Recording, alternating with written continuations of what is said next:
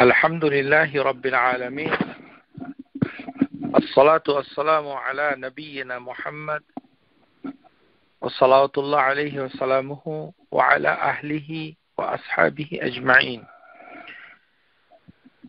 أما بعد أيها الأخوات إخواني السلام عليكم ورحمة الله وبركاته আমরা গত ক্লাসে মান তুসাল্লি আলাইহিমুল মালাইকা যে সম্মানিত ফেরেশতাগণ যাদের উপরে সালাওয়াত পাঠায় অর্থাৎ মাগফিরাত কামনা করে এবং তাদের জন্য দোয়া করে সেই বিষয়ে আমরা আলাপ করেছি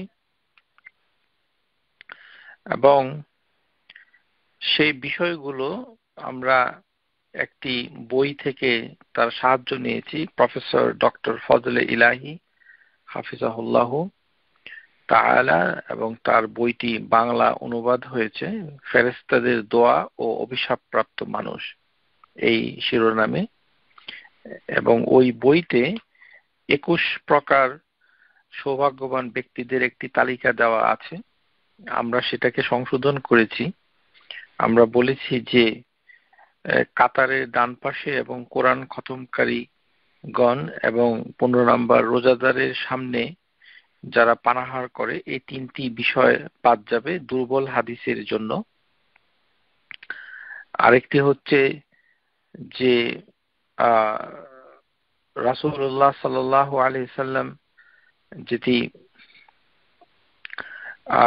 তার উপরে সালাওয়াত পাঠানোর একটা বিধান রয়েছে সেটা 21 নম্বরে রয়েছে সেটা আমাদের জন্য নয়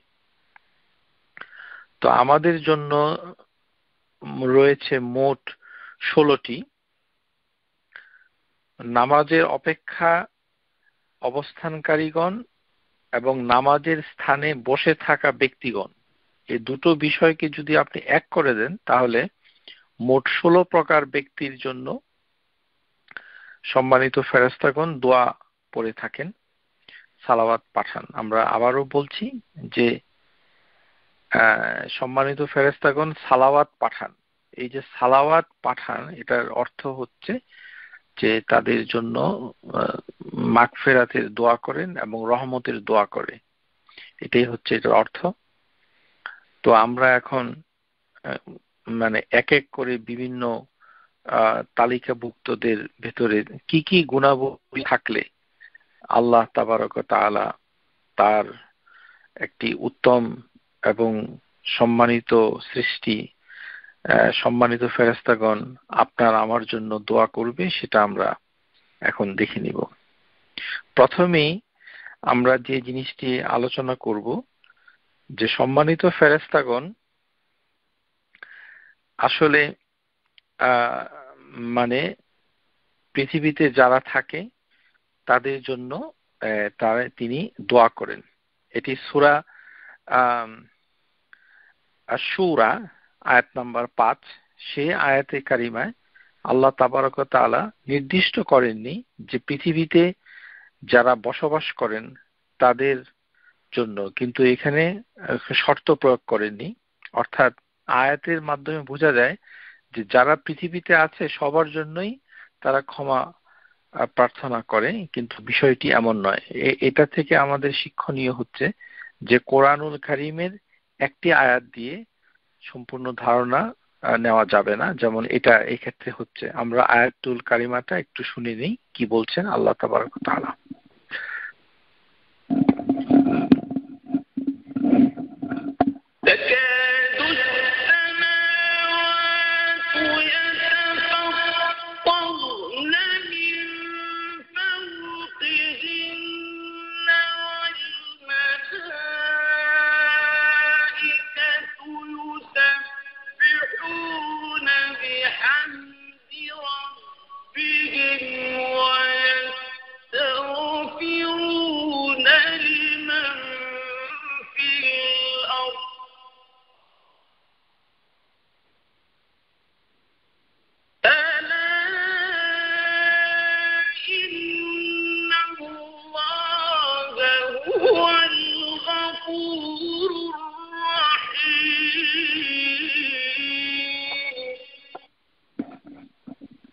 আল্লাহ তাবারক ওয়া তাআলা বলছেন যে তাকাদু সামাওয়াতু ইয়াতাফাত্তারনা মিন ফাওকিহিন্না, যে উপরের দিকে যে হেভেন গুলো রয়েছে সেই হেভেন গুলো ভেঙে পড়ার উপক্রম হচ্ছে, এবং ওয়াল মালাইকাতু ইউসাব্বিহুনা বিহামদি রাব্বিহিম, এবং সম্মানিত ফেরেশতাগণ তাদের রবের তাসবিহ করছে, তাদের রবের পবিত্রতা বর্ণনা করছে, এবং ওয়াস্তাগফিরুনা লিমান ফিল আরদ, এবং যারা জমিনের উপরে আছে তাদের জন্য ক্ষমা প্রার্থনা করছে। আপনি জেনে রাখুন, আলা ইন্নাল্লাহা হুয়াল গাফুরুর রহিম, এবং নিশ্চয় আল্লাহ তাবারাকা ওয়া তাআলা তিনি ক্ষমাশীল ও দয়ালু। তো এই আয়াতে কারিমায় দেখা যাচ্ছে যে সম্মানিত ফেরেশতাগণ যারা তাসবিহ তাহলিল করছে সার্বক্ষণিক, তারা পৃথিবীর উপরে যারাই আছে তাদের সবার জন্য ইস্তেগফার করছে। তাহলে একটি আয়াত দিয়ে কখনো তার ব্যাখ্যা করাটা সবসময় সঠিক হয়নি। এটি হচ্ছে এটার অন্যতম একটি উদাহরণ। যারা কোরআনের তাফসীর করেন তাদের জন্য এটা শিক্ষণীয় যে অন্য আরেকটি আয়াতে এটাকে পরিষ্কার করা হচ্ছে যে পৃথিবীর উপরে সবার জন্য কিন্তু সম্মানিত ফেরেশতাগণ দোয়া করেন না। এটার জন্য যে কন্ডিশন গুলো আছে সেগুলো আপনার সূরা আল গাফির যে সূরাটি রয়েছে, যেটা আমাদের দেশের কোরআনুল কারীমের যে সংকলন রয়েছে, মুসহাফ রয়েছে, সেখানে এটা সূরা আল সূরা আল মুমিন এই নামে আছে। আর এটি মধ্যপ্রাচ্যের মুসহাফ গুলোতে হচ্ছে আল গাফির 40 নম্বর সূরা। এই সূরাতে আল্লাহ তাবারক ওয়া তাআলা যে তিনটি আয়াত বর্ণনা করেছে, এই তিনটি আয়াতে 7 নম্বর আয়াত, 8 নম্বর আয়াত এবং 9 নম্বর আয়াত, এই আয়াতগুলোতে আল্লাহ তাবারক ওয়া তাআলা বলেছেন যে কাদের জন্য আল্লাহ সম্মানিত ফেরেশতাগণ মানে দোয়া করেন। তাহলে এই আয়াতের ব্যাখ্যা হচ্ছে ওই আয়াত। আসুন আমরা আয়াত তিনটি শুনে নেই। الذين يحملون العرش ومن حوله يسبحون بحمد ربهم ويؤمنون به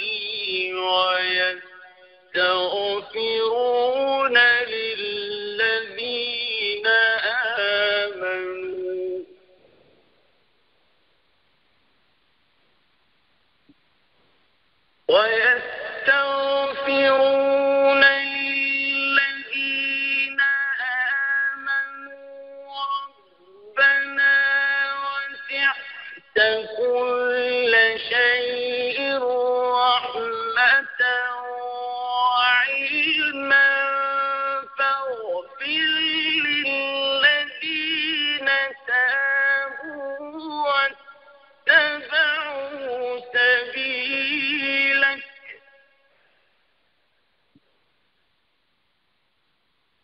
فاغفر للذين تابوا واتبعوا سبيلك وقهم عذاب الجحيم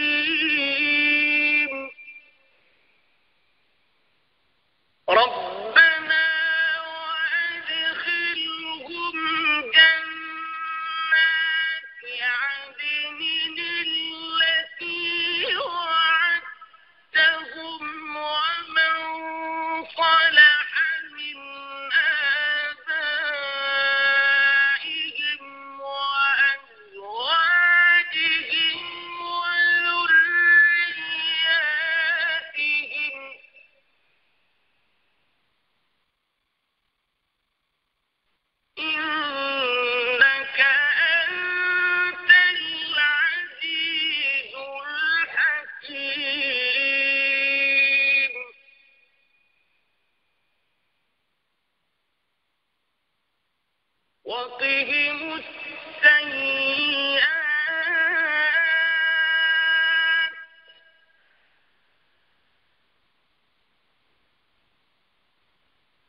ومن تق السيئات يومئذ فقد رحمته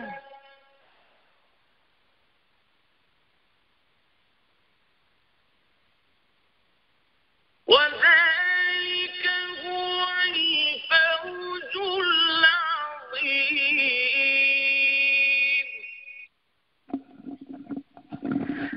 তাহলে আমরা সূরা আল গাফির, যেটি সূরা আল মুমিন, এই সূরার 7 নম্বর আয়াত তে কারিমা এবং 8 নম্বর এবং 9 নম্বর, এখানে আল্লাহ তাবারক ওয়া তাআলা বলছেন যে আল্লাহর যে সিংহাসন, সেই সিংহাসনটা যে সকল যারা বহন করছে, অর্থাৎ সম্মানিত ফেরেশতাগণ বহন করছেন, এবং সেই সিংহাসনের চতুর্পাশে ঘিরে থাকা সেই সম্মানিত ফেরেশতাদের দল, যাদেরকে বলা হয় মালাইকাতুল মুকাররাবুন, সম্মানিত ফেরেশতা নিকটবর্তী,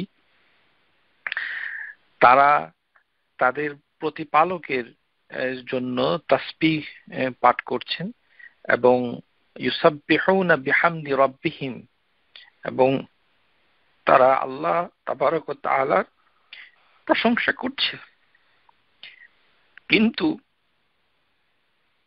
এবং ওয়ায়ুমিনুনা বিহি, এবং তাতে তারা বিশ্বাস স্থাপন করছে, ঈমান আনছে, এবং ওয়াস্তাগফিরুনা লিল্লাযিনা আমানু, এবং যারা ঈমান এনেছে তাদের জন্য ওই সম্মানিত ফেরেশতাগণ যারা মালাইকাতুল মুকাররাবুন, আল্লাহর নৈকট্য লাভ করেছে, আল্লাহর কাছাকাছি, তার সিংহাসনের কাছাকাছি চতুর্পাশে ঘিরে আছে, তারা আল্লাহর জন্য সার্বক্ষণিক তাসবিহ তাহমিদ করছে, এবং তারা সেই ধরনের অত্যন্ত মর্যাদা সম্পন্ন সম্মানিত ফেরেশতাগণ যারা ঈমান এনেছে তাদের জন্য ইস্তেগফার করছে, ক্ষমা প্রার্থনা করছে। তারা বলছে রব্বানা ওয়াসি'তা কুল্লা শাইইন রাহমাতান ওয়া ইলমান, তারা বলছে যে হে আমাদের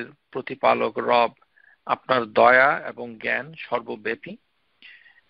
তাহলে যে ফাগফির লিল্লাযিনা তাবু, তাহলে আল্লাহ তাবারক ওয়া তাআলা আপনি যদি যারা আল্লাযিনা তাবু, যারা তওবা করে, তাদেরকে আপনি ক্ষমা করে দিন, ওয়া আত্তাবাউ সাবিলাক, এবং আপনার পথে যারা চলে, অর্থাৎ আল্লাহর পথে, আল্লাহর যে বিধিবিধান, হালাল হারাম তাকে বেছে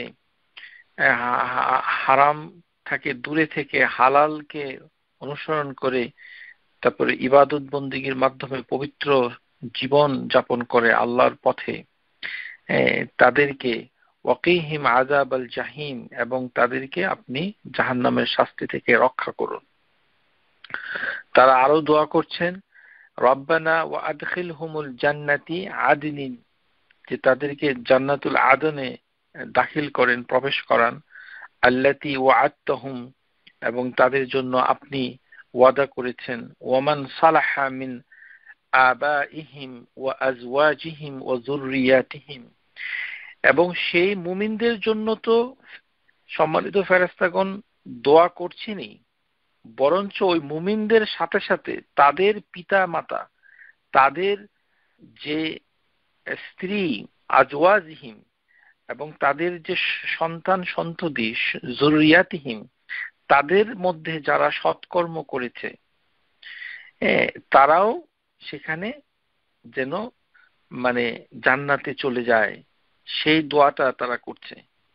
অর্থাৎ একজন মানুষ যখন সত্যিকার অর্থে মুমিন হয়, তার জন্য আল্লাহ তাবারক ওয়া তাআলার সিংহাসনের নিকটবর্তী ফেরেশতাগণ, সম্মানিত ফেরেশতাগণ তাদের জন্য দোয়া করে, এবং সেই দোয়াতে এমন ভাবে তারা করে যে যাদের জন্য দোয়াটা করা হচ্ছে তারা তো থাকবেই, দোয়ার মানে জান্নাতে দাখিল হবে, বরঞ্চ তাদের আত্মীয় স্বজন, তাদের পিতামাতা, তাদের স্ত্রী, তাদের সন্তান সন্ততিও যেন তাদের সাথে জান্নাতে যেতে পারে যদি তারা সৎকর্ম করে থাকে। এই কথাটা বলা হচ্ছে ওয়াকিহিমুস সাইয়্যাত, এবং আল্লাহ তাবারক ওয়া তাআলা তিনি আপনি তাদেরকে মানে মানে শাস্তি থেকে রক্ষা করুন। এবং ওয়ামান তাকিস সাইয়্যাতি ইয়াউমা ইযিন ফাকাদ রাহিমতা, যাদেরকে আপনি শাস্তি থেকে সেদিন কিয়ামতের দিন রক্ষা করবেন, বস্তুত তার উপরই আপনি অনুগ্রহ করেছেন। ওয়াযালিকা হুমুল ফাউজুল আযীম। এই আয়াতের তাফসিরের ভিতরে যেটি এসেছে, যে তাফসির কুরতুবী, ইমাম আল কুরতুবী রাহিমাহুল্লাহ, তিনি বলেছেন যে আল্লাহ তাবারক ওয়া তাআলার সিংহাসন বহনকারী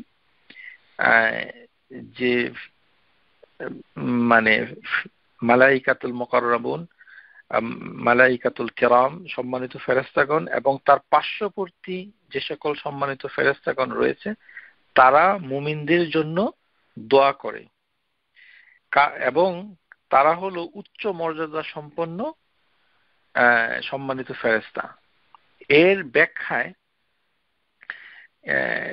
যে আরেকটি তাফসিরের ভিতরে এসেছে, যেটি তাফসির আল কারীম ফি তাফসির আল কালাম আল মান্নান, তাফসির কোরআন আল কারীম, শেখ সাদি, তিনি বলছেন যে মান ইস্তিগফারুল মালাইকাতুল মুকাররাবিন লাহুম, যে আল্লাহর নৈকট্য লাভকারী ফেরেশতাগণ মুমিনদের জন্য মানে তাদের জন্য দোয়া করতে থাকে। দোয়া ইহুম লাহুম বিমা ফিহি সালাহা দীনিহিম ওয়া আখিরাতিহি, যে তাদের জন্য এমন ভাবে দোয়া করে যেন তারা দুনিয়া আখিরাতে মানে ভালো থাকে, এবং তাহলে দুনিয়ার জন্য দোয়া করে তারা সম্মানিত ফেরেশতাগণ মুমিনদের জন্য, এবং আখিরাতের জন্য ভালো থাকে সেই দোয়াটা করে। এখন এইখানে প্রশ্নটা হচ্ছে যে এই যে সম্মানিত ফেরেশতা, যারা সমস্ত সম্মানিত ফেরেশতাকে এক মাপকাঠিতে মাপা যাবে না, এক একজনের মর্যাদা এক এক রকম। তো আল্লাহ তাবারক ওয়া তাআলা হামালাতুল আরশ, তার সিংহাসন বহনকারী সম্মানিত ফেরেশতাদের প্রশংসা করেছেন, এবং তাদের চারিপাশ ঘিরে যে সকল নিকটবর্তী ফেরেশতা রয়েছেন তাদেরকে বলা হয় মালাইকাতুল মুকাররাবুন। তাদের প্রশংসা আল্লাহ তাবারক ওয়া তাআলা করছেন, এবং সেই আল্লাহর নৈকট্য লাভকারী মানে অ্যাঞ্জেল, যারা আল্লাহর কাছাকাছি অবস্থান করছে, কত কাছে আছে সেটি আল গাইব, আমরা সেটা জানি না। কিন্তু এখানে কাছে থাকার, আল্লাহ তাবারক ওয়া তাআলার কাছে থাকার একটা মাপকাঠি আমাদের বোঝার জন্য আল্লাহ তাবারক ওয়া তাআলা বলে দিয়েছেন, সেটি হচ্ছে কি, যে আল আরশুল্লাহি তাআলা, আল্লাহর সিংহাসন। তো এই সম্মানিত ফেরেশতাগণ মানে তারা যে দোয়া করছেন, তারা কি না জেনে করছেন না জেনে করছেন? এই কথার উত্তর দিয়েছেন শেখ আস-সাদি রাহিমাহুল্লাহ তার তাফসিরের ভিতরে। তিনি মানে বলছেন যে যে লা লা ইলমাহুম আন্নাল্লাহ ইউহিব্বু যালিকা মিনহুম, যে আল্লাহ তাবারক তারা জানেন যে আল্লাহ তাদের দোয়াটা কবুল করবে। মানে ওই সম্মানিত ফেরেশতাগণ, নিকটবর্তী সম্মানিত ফেরেশতাগণ, তারা জানে যে তারা দোয়া করলে আল্লাহ তাবারক ওয়া তাআলা সেটাকে গ্রহণ করবেন। এটা নিশ্চিত হয়েই তারা এই কাজটি করছে। সুবহানাল্লাহ। এই জন্য তারা সম্মানিত। সুতরাং যে সকল সম্মানিত ফেরেশতাগণ আল্লাহর সিংহাসন বহনের দায়িত্ব দিয়েছেন, নিঃসন্দেহে তারা সবচেয়ে উচ্চ মর্যাদা সম্পন্ন এবং শক্তিশালী। তাদেরকে সিংহাসন বহনের দায়িত্ব দেওয়া হয়েছে, তাদের নাম উল্লেখ করা হয়েছে, এতেই প্রমাণিত হয় তারা উচ্চ মর্যাদা সম্পন্ন এবং সম্মানিত। এখন এই যে ফেরেশতা, সম্মানিত ফেরেশতাগণ তারা মুমিনদের জন্য দোয়া করেন, তাদের তিনটি গুণ থাকতে হবে।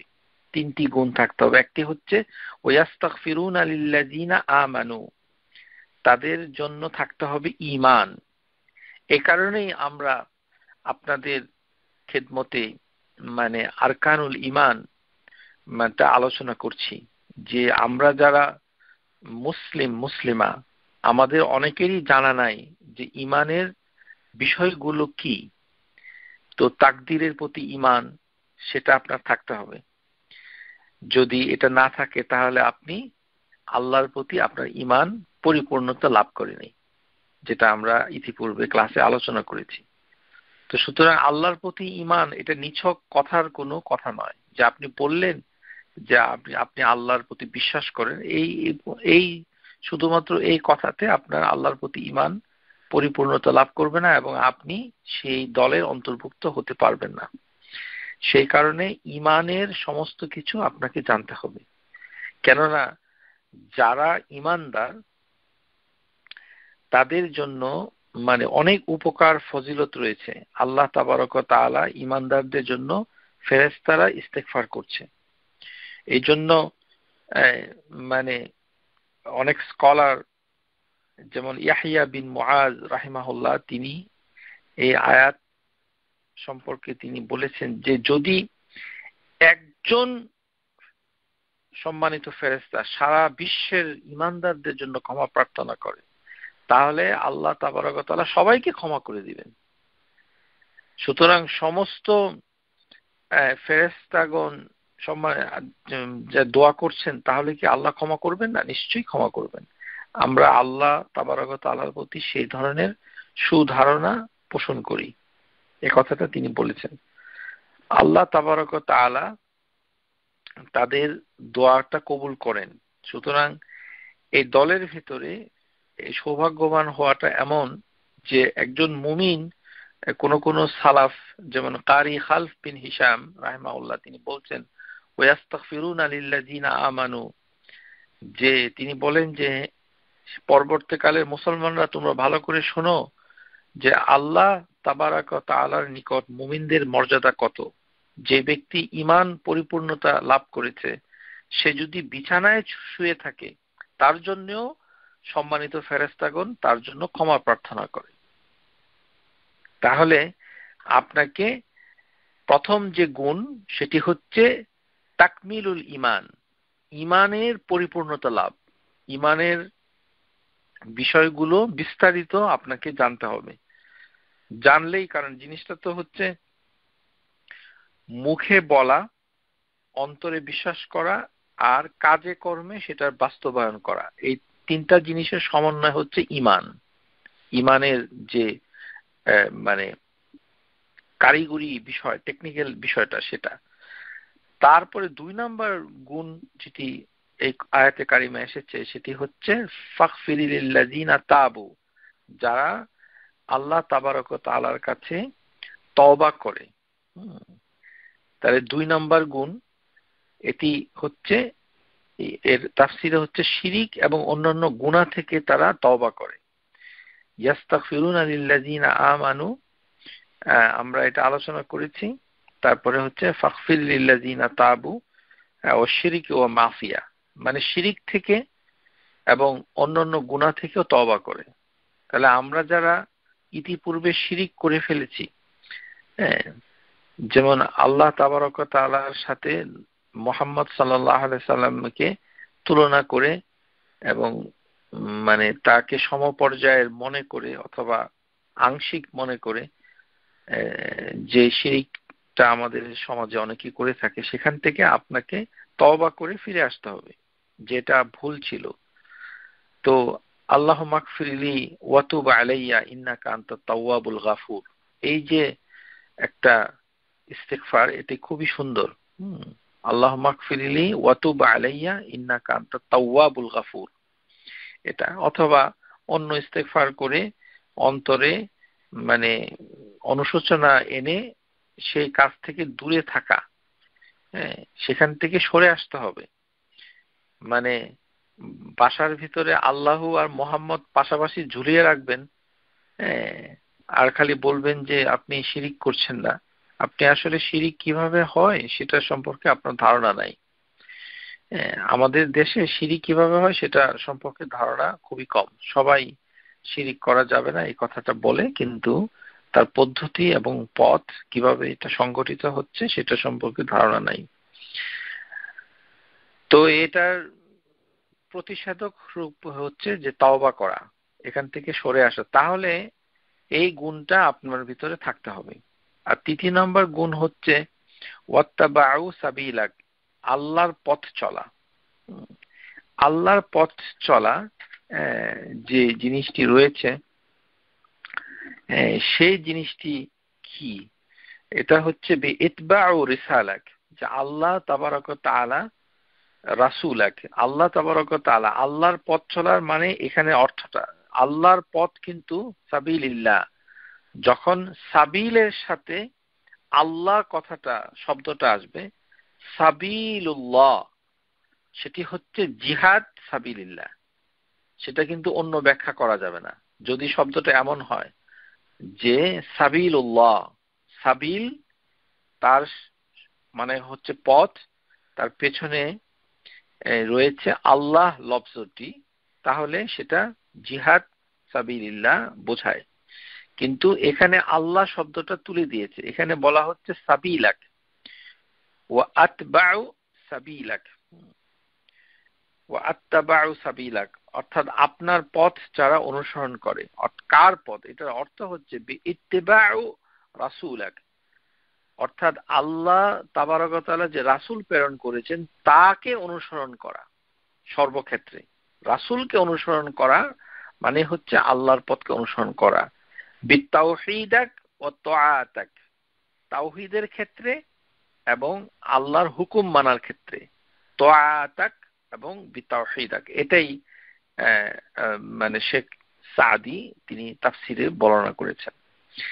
এই তিনটি গুণ যদি আপনার থাকে, একটি হচ্ছে ইমানের সমস্ত শাখার উপরে আপনার মানে একাডেমিক জ্ঞান লাগবে, মানে আপনি কি বিশ্বাস করছেন, আমানু বলতে বিশ্বাসী বলতে ইমানের সমস্ত আরকানগুলো আপনার জানা থাকতে হবে। তারপরে এটা মুখে মাঝে মধ্যে বলতে হবে এবং কাজের মাধ্যমে সেটার প্রকাশ ঘটাতে হবে। ইমান যেমন তাকদীর একটি বিষয় রয়েছে এরকম। তারপরে হচ্ছে সার্বক্ষণিক আপনার তাওবা, যে সমস্ত গুনাহ থেকে এবং শিরিক যেগুলো ইতিপূর্বে করা হয়েছে সেগুলো থেকে তওবা করা। আরেকটি হচ্ছে আল্লাহর রাসূলের ইত্তেবা করা, সহিহ হাদিসকে খুঁজে নেওয়া। ইত্তেবাউর রাসূলাক মানে রাসূলের ইত্তেবাটা কিভাবে করে? রাসূলের ইত্তেবা করে হচ্ছে যে ব্যক্তি জীবনে যত কিছু কাজকর্ম করেন যেটা আপনার শরীয়তের হুকুমের পরিপন্থী, যেটা অনুমোদন নাই, যেটাকে হারাম করা হয়েছে, সেটা সহিহ হাদিস থেকে আপনাকে জানতে হবে। অর্থাৎ সহিহ হাদিসকে খুঁজে বের করে তার অনুকরণ করাই হচ্ছে ইত্তিবাউ রাসূলাক। তখন আপনি ওই কাতারে পড়ে যাবেন।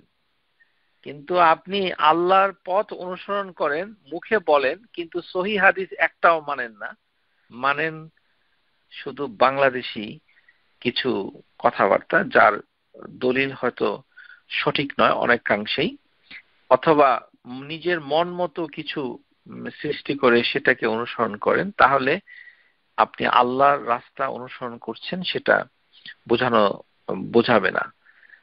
তাওহীদ এবং তাআতিক এই ক্ষেত্রে আপনাকে এটা মানতে হবে। তাহলে এই তিনটি গুণ থাকলে সেই সম্মানিত ফেরেশতাগণ আল্লাহ তাবারক ওয়া তাআলার কাছে মানে দোয়া করে। এই দোয়ার ভিতরে থাকে পাঁচটা জিনিস। আপনারা লক্ষ্য করেছেন যে কত বড় জিনিস আমরা লাভ করতে পারি, যে মালাইকাতুল মুকাররাবুন তারা যেটা করে। একটি হচ্ছে যে গুনার জন্য আমরা গুনাহ করছি, কিন্তু সম্মানিত ফেরেশতাগণ যারা আল্লাহ নিকটবর্তী আছে তারা আমাদের জন্য ইস্তেগফার করছে, অথচ আমরা পাপ কাজ করে হয়তো ঘুমিয়ে আছি, অথবা আল্লাহ তাবারক ওয়া তাআলার স্মরণ থেকে গাফেল রয়েছে, কিন্তু তারা আমাদের জন্য কোথাও কখনো ক্লান্ত হচ্ছে না, ঘুমোচ্ছে না, আমাদের জন্য ক্ষমা প্রার্থনা করছে। এটি হচ্ছে একটি বিষয়। 2 নাম্বার হচ্ছে, আমরা যে জাহান্নামের আগুনের শাস্তি থেকে আমাদেরকে আল্লাহ রক্ষা করবে সেটা তো আমরা চাই, কিন্তু সম্মানিত ফেরেশতাগণও আমাদেরকে যেন আল্লাহ জাহান্নামে না দেয় সেই দোয়াটা তারা করে। আর ওদের দোয়ার অর্থটাই হলো এই যে তারা জানে যে আল্লাহ তাদের দোয়া কবুল করবে ইনশাআল্লাহ। ওয়াকিহিম আযাবাল জাহিম।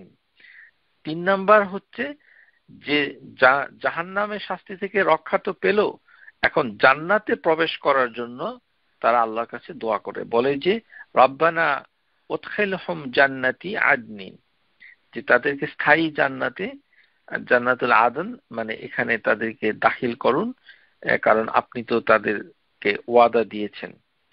এবং তারাই শুধু যাবে তা নয়, বরঞ্চ তাদের পিতামাতা, তারপরে স্ত্রী এবং ছেলে মেয়ে, তারাও যেন জান্নাতে যেতে পারে। ওমান সালাহা মিন আবাইহিম ওয়া আজওয়াজিহিম ওয়া যুররিয়াতিহিম, তারাও যেন জান্নাতে যেতে পারে।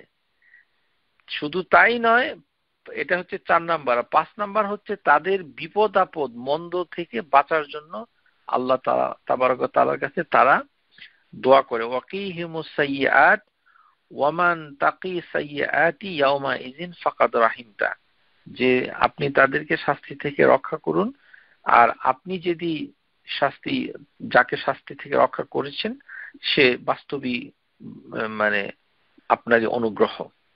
তাহলে কত বড় জিনিস আমাদের থাকা উচিত যে যারা ঈমান এনেছে, সার্বক্ষণিক তওবা করছে এবং আল্লাহর রাসূলের সহিহ হাদিস অনুযায়ী তাদের তাওহীদকে সংশোধন করে নিচ্ছে, শিরক থেকে বেঁচে থাকছে এবং সহিহ হাদিসের অনুকরণে তোয়াতা আল্লাহ তাআলা, আল্লাহর যে তোয়া, আল্লাহর প্রতি যে তার হুকুম মানা, সেটাকে অনুসরণ করছে।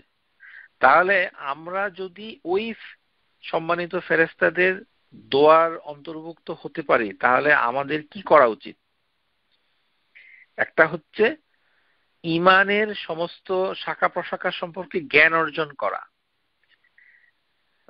বাংলাদেশে পিতামাতা নাম রেখেছে মানে আব্দুর রহমান অথবা আয়েশা, নামে কোনো কাজ হবে না, বাংলাদেশে নামে কাজ হবে না। তারপরে হয়েছে আমি ডাক্তার, ইঞ্জিনিয়ার, এগুলোতে কোনো কাজ হবে না। মাঝে মাঝে নামাজ পড়ি, তারপর ঈমান সম্পর্কে কিছুই জানি না, কাজ হবে না। ঈমান সম্পর্কে জানতে হবে, বিশ্বাস করতে হবে, মুখে বলতে হবে, কাজে বাস্তবায়ন করতে হবে। এটা হচ্ছে একটা। আরেকটি হচ্ছে সার্বক্ষণিক ইস্তেগফার করতে হবে। সবসময় যেন আপনার মুখে আস্তাগফিরুল্লাহ ওয়া তুবু আলাইয়া এটা যেন থাকে। কেননা এটা যদি আপনি করেন তাহলে ওই যে 2 নাম্বার ক্রাইটেরিয়াতে আপনি পড়ে যাবেন। তখন মালাইকাতুল মুকাররাবুন, নিকটবর্তী ফেরেশতা আপনার জন্য দোয়া করবে।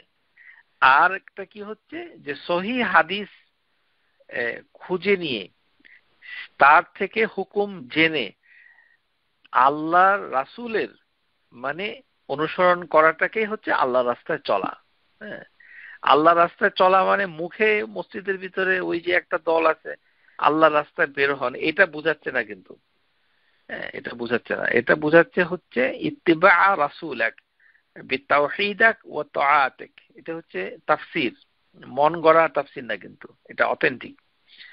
তাহলে এগুলো যদি আপনি 3টা গুণ যদি সার্বক্ষণিক আপনার চলতে থাকে, সহিহ হাদিস, তাওবা, ঈমান সম্পর্কে জ্ঞান, এই 3টি কাজে যদি আপনার পরিপূর্ণতা আসে, ইনশাআল্লাহ আপনার জন্য তো মালাইকারা দোয়া তো করবেই, আপনার ছেলে মেয়েদের জন্য দোয়া করবে, আপনার হাজবেন্ডের জন্য করবে, আর হাজবেন্ড হয়ে যদি করেন তাহলে ওয়াইফের জন্য দোয়া হবে, যেন আপনার আব্বা আম্মার জন্য মাগফিরাত হয়ে যাবে। আমাদের পিতামাতা যারা অনেকেই তাওহীদের জ্ঞান না নিয়েই কবরবাসী হয়েছেন বাংলাদেশে, এটা একটা বাস্তবতা যে আমাদের অনেকেরই পিতামাতা সঠিক জিনিসটা জানতে পারে নাই, কারণ জানার জন্য কোনো উপযুক্ত বইপত্র তারপরে বিজ্ঞ জ্ঞানীদের অভাব ছিল, এখনো আছে। তো মানে সংবাদের অভাবে, মানুষের অভাবে আমাদের পূর্বপুরুষ যারা কবরবাসী হয়েছে তাদের জন্য একটা সুখবর হতে পারে, যদি আপনি ঠিক হয়ে যান। আপনি আমি যদি ঠিক হয়ে যাই, তাহলে আল্লাহ তাবারক ওয়া তাআলা যে মালাইকাতুল মুকাররাবুন তারা আপনার জন্য এবং আপনার আব্বা আম্মার জন্য, আপনার বাচ্চাদের জন্য দোয়া করবে, তারা যেন আপনার সাথে জান্নাতে চলে যেতে পারে। এই কথাটাই এখানে আছে, ওমান সালাহা মিন আবাইহিম ওয়া আজওয়াজিহিম ওয়া যুররিয়াতিহিম। তাহলে বোঝা যাচ্ছে সঠিক আকীদা পোষণ করা ঈমানের ক্ষেত্রে, তারপরে হচ্ছে রাসূলের সহিহ হাদিস মানার ক্ষেত্রে, যদি আপনি সঠিক আকীদা অনুযায়ী কাজ করতে পারেন, জেনে যেতে পারেন, আর সার্বক্ষণিক যদি ইস্তেগফারের উপরে থাকেন, আস্তাগফিরুল্লাহ আস্তাগফিরুল্লাহ, সব সময় আস্তাগফিরুল্লাহ, চলতে ফিরতে আল্লাহুম্মা গফিরলি ওয়া তুব আলাইয়া ইন্নাকা আনতাত তাওয়াবুল গফুর, ইন্নাকা আনতাত তাওয়াবুল গফুর, হ্যাঁ, এরকম যে ইস্তেগফার গুলো যদি করেন, তাহলে আপনার নিজের জন্য, পিতামাতা সবার জন্য আপনার জন্য মঙ্গল রয়েছে, এবং এটা একদম হবেই হবে। এর কারণ হচ্ছে যে ফেরেশতা, সম্মানিত ফেরেশতাগণ এই কাজটা আপনার পক্ষ থেকে করে দিচ্ছে। তো সেটা আপনার জন্য কি ভালো নয়? অবশ্যই ভালো। তাহলে আসুন এটা হচ্ছে এক প্রকার ব্যক্তি, এবং তাদের কথাটা আমরা বিস্তারিত আলোচনা করে নিয়েছি। এখন আমাদের যে জিনিসটা আমরা আসবো একে একে, যে প্রথম থেকে আমরা আসবো, তো তার ভিতরে একটি কথা বলার আগে একটা জিনিস আমরা বলতে চাই, যে এই যে ফেরেশতা, সম্মানিত ফেরেশতাগণ, তারা কি আপনার আমার অন্তরের কথা বুঝেন? এটা একটা ঈমানের বিষয়, যে আমাদের যে সম্মানিত ফেরেশতাগণ, কারণ অন্তরের কথা পুরোপুরি জানেন, বোঝেন হচ্ছে আল্লাহ তাবারক ওয়া তাআলা। মানুষ বোঝে না, জানে না আমি মনে মনে কি চিন্তা করছি, মনের কথা। তো একটা প্রশ্ন এসে থাকে যে সম্মানিত ফেরেশতাগণ কি জানেন? স্কলাররা এই প্রশ্নের উত্তরে বলেছে যে আসলে সম্মানিত ফেরেশতাগণও জানেন, অন্তরে যা থাকে সেটাও তারা জানে। এই ধরনের ক্ষমতা আল্লাহ তাবারাক ওয়া তাআলা ফেরেশতাদের দিয়েছে। তাহলে প্রশ্নটা হচ্ছে, কাইফা তাআলামুল মালাইকাতু মা ফি কলবিল ইনসান, যে মানুষের অন্তরের কথা কি ফেরেশতাগণ জানেন কিনা, কিংবা জানলে কিভাবে জানেন? এটা দলিল হচ্ছে বুখারী এবং মুসলিমের হাদিস, আন ইবনে আব্বাস রাদিয়াল্লাহু আনহুমা আন্না নবী সাল্লাল্লাহু আলাইহি সাল্লাম قال ان الله كتب الحسنات سيئات, যে আল্লাহ তাবারক ওয়া তাআলা যে ভালো কাজ এবং গুনার কাজ সবগুলোকে তিনি তকদিরে লিখে রেখেছেন, কাতাবা তিনি ডিক্রি করেছেন, সুম্মা বায়্যানা এবং সেটাকে সবিস্তারে বর্ণনা করেছেন কোরআন এবং সুন্নাতে, যে ভালো কাজ কোনটা, খারাপ কাজ কোনটা। যালিকা ফামান হাম্মা বিহাসানাতিহি ফালাম ইয়ামালহা কাতাবাল্লাহু লাহু ইনদাহু হাসানাতুন কামিলা, যে একজন ব্যক্তি ভালো একটা কাজ করবে, সে মনে মনে চিন্তা করেছে। হাদিসটা লক্ষ্য করুন, একজন ব্যক্তি মনে মনে চিন্তা করেছে যে সে একটা ভালো কাজ করবে। অর্থাৎ মনে করেন আপনি চিন্তা করেছেন আজকে আপনি মানে ঘুমানোর আগের দোয়াটা পড়বেন, অথবা ভালো একটা কাজ করবেন, মনে চিন্তা করেছেন, কিন্তু ফালাম ইয়ামালহা, কিন্তু কাজটা করতে পারেন নাই। কাতাবাহাল্লাহু লাহু ইনদাহু হাসানাতুল কামিলা, একটি পূর্ণ সওয়াব আপনার জন্য লেখা হয়।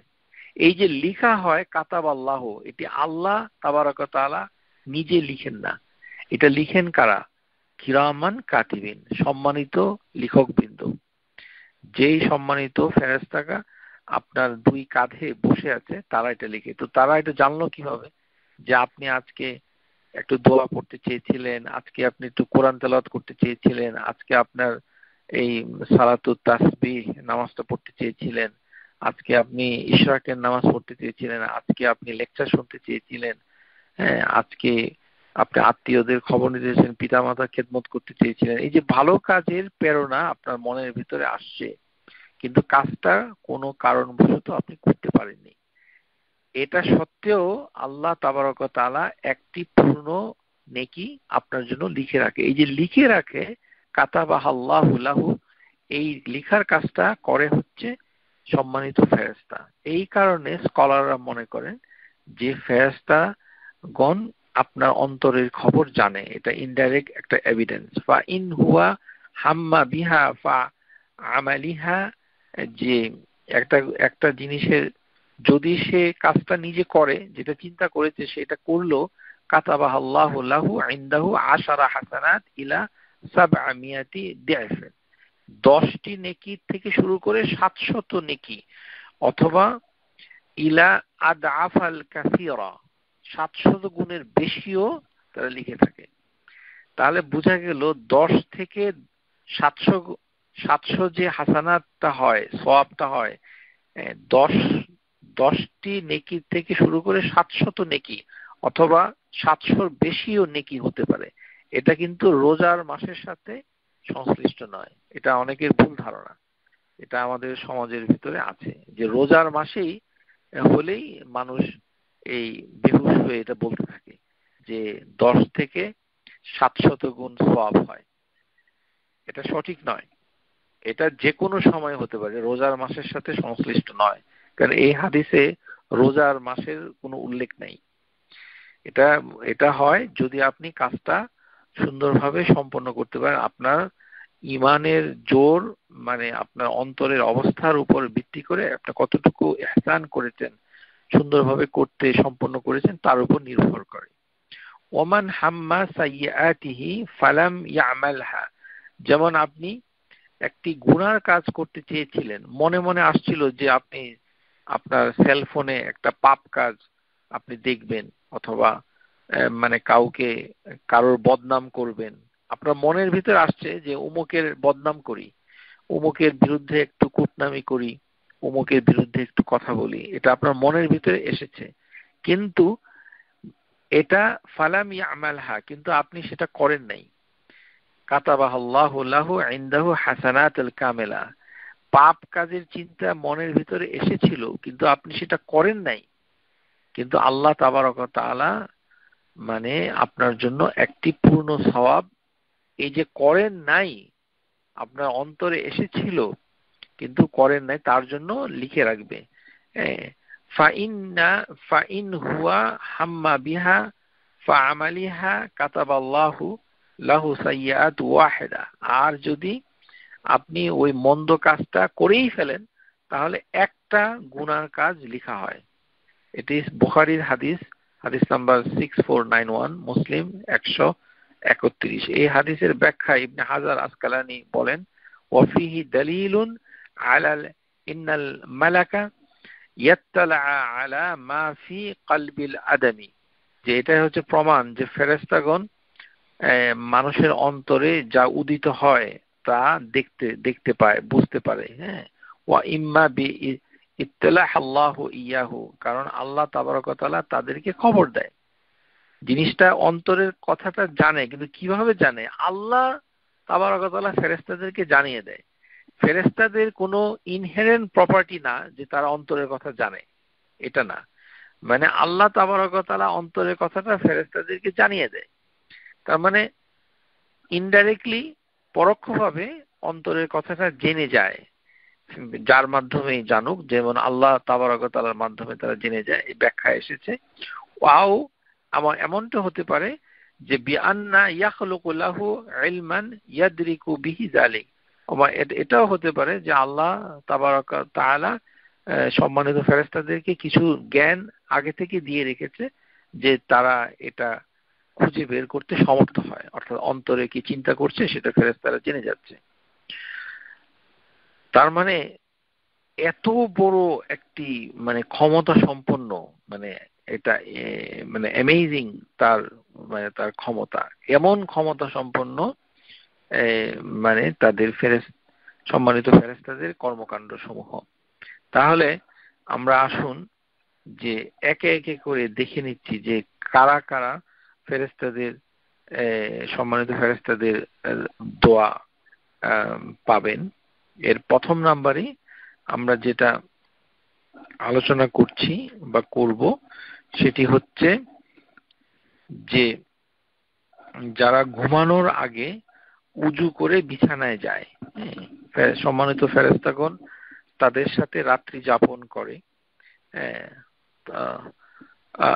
তাহেরু, যে নবী সাল্লাল্লাহু আলাইহি ওয়াসাল্লাম বলছেন, তাবরানীর হাদিস থেকে এসেছে, যে হাদিসটা হচ্ছে তাহেরু হাযিহি আজসাদি তাহিরুকুমুল্লাহ, যে তোমরা তোমাদের শরীরকে পবিত্র রাখো, আল্লাহ তাবারাকা ওয়া তাআলা তোমাদেরকে পবিত্র করবেন। মানে আমরা যদি উজু করি তাহলে আল্লাহ আমাদেরকেও পবিত্র করবেন, অর্থাৎ আল্লাহ আমাদের মানে অন্তরকেও পবিত্র করে দিবেন। ফাইন্নাহু লাইসা মিন আবদি ইয়াবিতু তাহিরান ইল্লা বাতা মাআহু ফি শাআরিহি মালাক লা ينقلب ساعة من الليل إلا قال اللهم اغفر لعبدك فإنه بات طاهرا। অর্থাৎ যে ব্যক্তি ওযু করে রাত্রি যাপন করবে, একজন সম্মানিত ফেরেশতা তার সাথে সারা রাত থাকে। সুবহানাল্লাহ বিহামদি। আপনি উযু করছেন, একজন ফেরেশতা আল্লাহ তাবারক ওয়া তাআলা পাঠিয়ে দিয়েছে আপনার এই উযুর বিনিময়ে, এবং সে সারা রাত আপনার কাছেই থাকে। আল্লাহু আকবার। এবং আপনি যখন পাশ ফিরবেন তখন ঠিক সেই মুহূর্তে সম্মানিত ফেরেশতা আপনার জন্য ইস্তেগফার করবে। মানে লা ইয়ানকালিব সাআতা মিনাল লাইল, যখন আপনি একটু এদিক সেদিক হবেন, এবং কি সুন্দর একটি দোয়া তারা করে, সেটা হচ্ছে কি আল্লাহুম্মা গফির লি আবদিক, হে আল্লাহ আপনার এই বান্দাকে ক্ষমা করে দিন। ফাইন্না বাতা তাহিরা, সে হচ্ছে তাহেরা, তাহের, সে হচ্ছে তাহের, যে সে পবিত্র অবস্থা ঘুমিয়েছে। মানে নামে তাহের হলে চলবে না, যে আমার নাম তাহের কিন্তু উজু করিয়ে ঘুমাই না, তাহলে হবে না। নামে হলে চলবে না, নামেই পরিচয় হবে না, বরঞ্চ ফলেই বৃক্ষের পরিচয়, নামে কোনো পরিচয় না। তো সুতরাং ঘুমানোর আগে যদি একজন ব্যক্তি উজু করে ঘুমায় তাহলে একজন ফেরেশতা তার জন্য নিযুক্ত থাকে। মান বাতা তাহিরান ফি শাআরিহি মালাক, তার সাথে একজন ফেরেশতা মানে মালাক থাকেন। ফালাম ইয়াস্তাকাইজ ইল্লা ক্বাল আল মালাক, এবং সেই ব্যক্তি যখন ঘুম থেকে জেগে ওঠে, ওই জেগে ওঠার মুহূর্তে সে আবার দোয়া করে। তাহলে পাশ ফিরলেও দোয়া করে। আপনি যখন কোনো কারণে ঘুম থেকে একটু উঠে যান, হয়তো বাথরুমে যাচ্ছেন অথবা আপনি পানি পান করতে চাচ্ছেন, তখনই আপনার ফেরেশতা আপনার জন্য দোয়া করছে আল্লাহুম্মা গফির লি আবদিক ফুলান, কারণ সে পবিত্র অবস্থা ঘুমিয়েছিল। তাহলে পবিত্র অবস্থায় ঘুমানোর ক্ষেত্রে আমরা এটা দেখতে পাচ্ছি, এবং হাদিসের ভিতরে এসেছে, আরেকটি হাদিস এসেছে, এই হাদিসটা হচ্ছে ইজা আতাইতা ইলা ফিরাশাক, তোমরা যখন বিছানার কাছে আসো, ফাতাওয়াদ্দা উযুআক লিসসালাত, তোমরা এমন ভাবে উযু করো যেমন তোমরা নামাজ পড়বে, নামাজের মতো করে একটি উযু করো, মানে নেগলেক্ট করা যাবে না। তাহলে এই ক্ষেত্রে আপনার জন্য সম্মানিত ফেরেশতা আপনার জন্য দোয়া করবে। এখানে একটা প্রশ্ন অনেকে হয়তো মনে থাকতে পারে, যে যাদের আগে থেকেই উযু থাকে, মানে মনে করেন আপনি ঈশার নামাজ পড়েছেন উযু করে, এখন উযুটা আপনার নষ্ট হয়নি, এখন আপনি ঘুমোতে যাবেন, আপনার কি নতুন করে উযু করতে হবে নাকি না আগের উযুতেই চলবে? আসুন আমরা এই বিষয়টা দেখি। এখানে স্কলারদের ভিতরে কিছুটা মতভেদ রয়েছে। ইবনে হাজার আসকালানি, যিনি বুখারী শরীফের যে মানে ব্যাখ্যা লিখেছেন, মানে তিনি এই হাদিসের ব্যাখ্যায় বলছেন যে নতুন করে উযু করাটাই এই হাদিসে বলা হচ্ছে যাহিরাহু, মানে হাদিসের বাইরের যে দিকটা দিয়ে ইঙ্গিত করছে ইস্তিহবাবু তাজদীদুল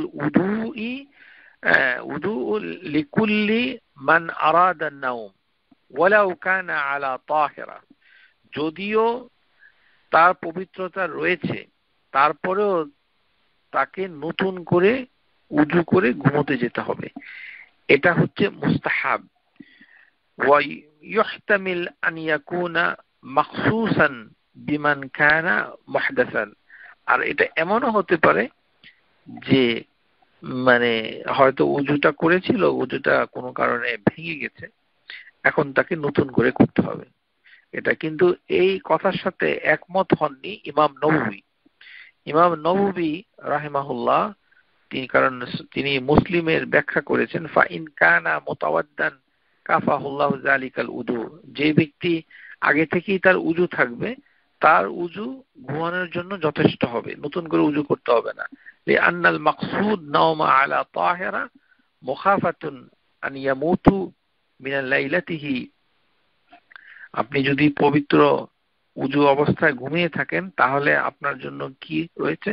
কারণ আপনি যদি ঘুমের ভিতরে মরে যান, তাহলে আপনি ভালো অবস্থায় মৃত্যুবরণ করলেন, অথবা আপনি যদি লিরুইয়াহি স্বপ্ন দেখেন পবিত্র অবস্থা, তাহলে এই স্বপ্নটা আপনার জন্য আস্তাকুল্লু ইয়া, স্বপ্নটা অনেকাংশে মানে সঠিক হওয়ার সম্ভাবনা আছে, যেহেতু আপনি পবিত্র অবস্থায় মানে স্বপ্ন দেখেছেন। ওয়া আবআদা মিনাত তাআল্লুব শাইতান, এবং শয়তান আপনার সাথে মানে লুকোচুরি অথবা দুষ্টুমি করবে না, আপনার স্বপ্ন নিয়ে ঝামেলা করবে না। এই কারণে মানে ঘুমের আগে পবিত্র হয়ে ঘুমানো উচিত। এটার কারণও আছে। এটার কারণ হচ্ছে মানে এই কারণটা যদিও বইতে নাই, তবু আমরা আলোচনা করছি যে আমাদের ভিতরে রয়েছে রূহ। রূহের কোনো বাংলা নাই। এটাকে বাংলায় আত্মা বলা হয়, কিন্তু আসলে এটা সঠিক নয়। রূহের বাংলা হচ্ছে রূহ। এটা এই মানে এই সকল কারণে আমাদের বাংলা ভাষা এগুলো হিন্দুদের এই মানে পৌত্তলিকদের ভাষা, এখানে রূহ বলে কিছু নাই হিন্দুদের ধর্মগ্রন্থে। রূহ হচ্ছে আল্লাহর একটি আদেশ। এটার সাথে জীবন এবং অন্তরের কোনো মিল নাই। নাফস যেটা বলা হয়, নাফসকে আত্মা বলা যায়, মানে আত্মা কোনটাকে রিপ্রেজেন্ট করে এটা বলা মুশকিল। তো সোল এটা যদি ইংরেজিতে বলেন, অর্থাৎ নিরাপদ হচ্ছে রূহ, বাংলা হচ্ছে রূহ। যেমন চেয়ার টেবিলের বাংলা হচ্ছে চেয়ার টেবিল, টেলিভিশনের বাংলা হচ্ছে টেলিভিশন, কম্পিউটারের বাংলা হচ্ছে কম্পিউটার, রূহের বাংলা হচ্ছে রূহ। এখন ঘুমোতে গেলে এই রূহ কি শরীরে থাকে না শরীর থেকে বের হয়ে যায়? মান তাখরুজুর রূহ মিনাজ জাসাদি ফিনান নাওম। রূহ আসলে ঘুমানোর ঠিক সময় আমাদের রূহ কিন্তু বের হয়ে যায়। এটা কি আপনি জানেন? এই কারণেই জিনিসটা হচ্ছে যে ঘুমানোর আগে আপনি যে উযু করছেন, পবিত্র হচ্ছেন, এটার মানেটা কি? মানেটা হলো যে ঘুম হচ্ছে এক ধরনের মৃত্যু। ঘুম হচ্ছে এক ধরনের মৃত্যু। ঘুমের সময় আপনার শরীর থেকে রূহ বের হয়ে যায়।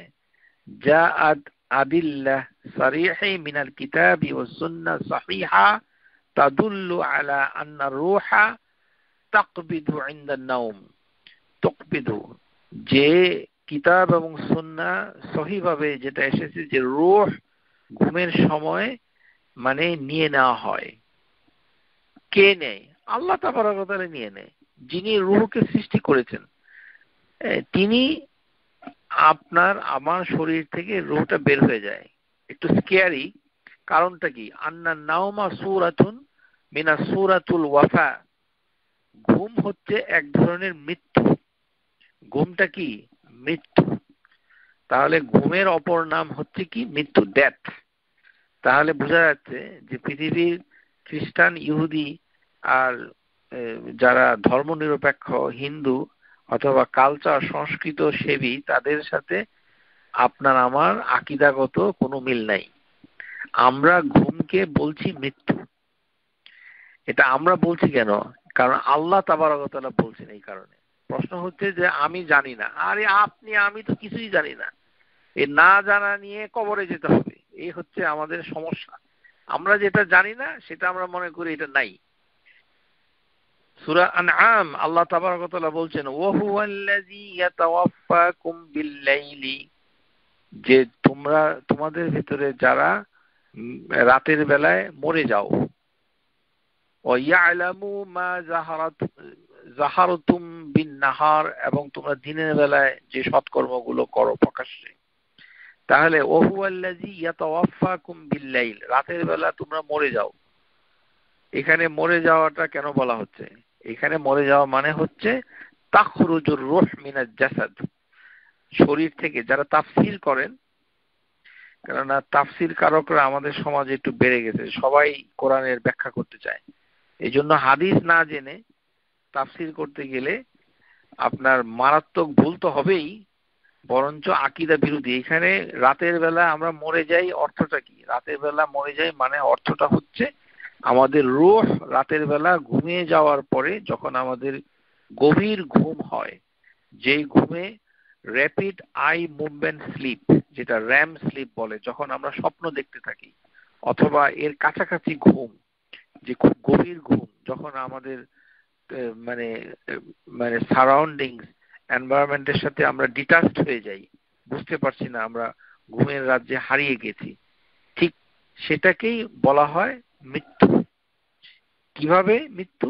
রূহটা চলে গেছে এই জন্য মৃত্যু। তারপরে মৃত্যুর একটা মানে বহিঃপ্রকাশ হচ্ছে রূহ চলে যাওয়া। রূহ চলে যাওয়া, এটা হচ্ছে আল কোরআন সূরা আনআম আয়াত নাম্বার 60। তাহলে ঘুম একটা মৃত্যু, এবং ওই সময় রূহ চলে যায়। এই জন্যই আগে ভাগে ভয়ে আপনি উজু করে ঘুমান, হে প্রিয় শ্রোতা। হ্যাঁ, তারপরে আল্লাহ তাবারক ওয়া তাআলা যে নবী সাল্লাল্লাহু আলাইহি সাল্লাম পাঠিয়েছেন, একবার সাহাবীদের ভিতরে মানে ওরা ফজরের নামাজ পড়তে পারেনি, ঘুমিয়ে পড়েছিল। ওয়ান আবি কাতাদা রাদিয়াল্লাহু আনহু হিনা নামু আনিস সালাহ, যে আবি কাতাদা যখন ঘুমিয়ে পড়েছিলেন এবং নামাজ পড়তে পারেন নাই, তখন নবী সাল্লাল্লাহু আলাইহি সাল্লাম বলেছিলেন, ইন্নাল্লাহা কাবদা আরওয়াহুকুম হিনা শা ওয়া ওয়ারাদ্দাহা হিনা শা, যে আল্লাহ তাবারক ওয়া তাআলা তোমাদের রূহগুলোকে নিয়ে গিয়েছিলেন, কারণ তোমরা এমন বেহুশ ভাবে ঘুমিয়ে পড়েছিলে যে তোমরা বুঝতে পারো নাই ফজর হয়েছে কিনা, এবং আল্লাহ তাবারক ওয়া তাআলা ইচ্ছা করেছেন আবার তারা রূহটাকে ফেরত দিয়েছেন। এটা এটা আরেকটা হাদিসে আছে, কানা রাসূলুল্লাহ সাল্লাল্লাহু আলাইহি ওয়াসাল্লাম ফি সাফারিহি আল্লাযী নামু ফি হাত্তা তালাআতিশ শামস। এই দেখুন এই হাদিসটা, এটি মুসনাদের হাদিস, ইরওয়াউল গালিলে এসেছে, হাদিসটা সহিহ। যারা মনে করেন যে রাসূলুল্লাহ সাল্লাল্লাহু আলাইহি ওয়াসাল্লাম জীবনে একবার তিনি এমন ভাবে ঘুমিয়েছিলেন যে সূর্য উঠে গিয়েছিল, তিনি সাহাবীরাও ঘুমিয়ে পড়েছিল, সবাই ঘুমিয়ে পড়েছে। কানা রাসূলুল্লাহ সাল্লাল্লাহু আলাইহি ওয়াসাল্লাম ফি সাফারিহি, তিনি সফরে ছিলেন, আল্লাযী নামু, ওনার সাথে যারা সাহাবী ছিল তারা এমন ঘুমিয়েছিল যে ঘুম থেকে উঠে তারা দেখেছে সূর্য উঠে গেছে, অর্থাৎ ফজরের ওয়াক্তটা চলে গেছে। তখন নবী সাল্লাল্লাহু আলাইহি সাল্লাম তিনি সাহাবীদের উদ্দেশ্যে কি বলেছিলেন, ইন্নাকুম কুনতুম আমওয়াতান ফারাদ্দাল্লাহু ইলাইকুম আরওয়াহুকুম, নিশ্চয়ই তোমরা রাতের বেলায় মরে গিয়েছিলে, আল্লাহ তোমাদের কাছে তোমাদের রূহকে ফেরত দিয়েছে। এই যে এখানে হাদিসের ভিতরে এসেছে যে ঘুমটা হচ্ছে মৃত্যু। ফামান নামা আনা সালাতি ফায়ুসাল্লিহা ইযা ইস্তাকাইযা, যখন কেউ ঘুমিয়ে পড়বে, যখন উঠবে তখন এসে নামাজ পড়ে নেবে।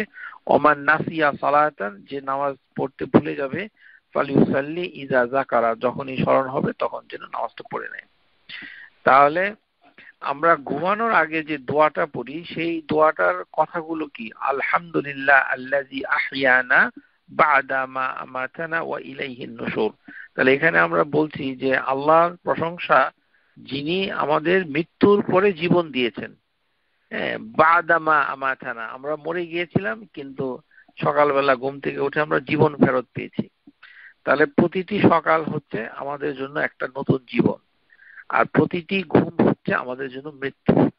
তাহলে ঘুম আমাদের জন্য আল্লাহ তাবারক ওয়া তাআলা আরামদায়ক করেছেন, কিন্তু এটার একটা তাৎপর্য হচ্ছে যে ওই সময় আমাদের রূহটা চলে যায়। রূহটা চলে যায়।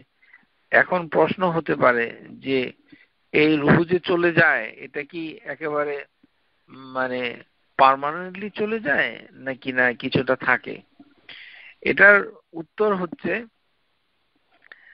যে পার্মানেন্টলি চলে যায় না। মৃত্যু মানে যখন মানুষ ঘুমিয়ে থাকে তখন রূহটা শরীর থেকে বের হয়, কিন্তু শরীরের সাথে একটা যোগাযোগ সে রাখে। অর্থাৎ যখনই সে জেগে যায় কোনো কারণে, কেউ চিমটি দিল অথবা তার মানে প্রস্রাবের বেগ হলো অথবা কোনো ডিসকমফোর্ট হলো, সে জেগে গেল, ওই জেগে যাওয়ার সাথে সাথে রুহটা আবার চলে আসে শরীরে। কিন্তু রুহটা যে তার শরীর থেকে বের হয়ে গেছে তখন কিন্তু তার হৃৎপিণ্ড চলতে থাকে, কার্ডিওভাস্কুলার সিস্টেম, তার ব্রিদিং, তার ব্রেইন ফাংশন করতে থাকে।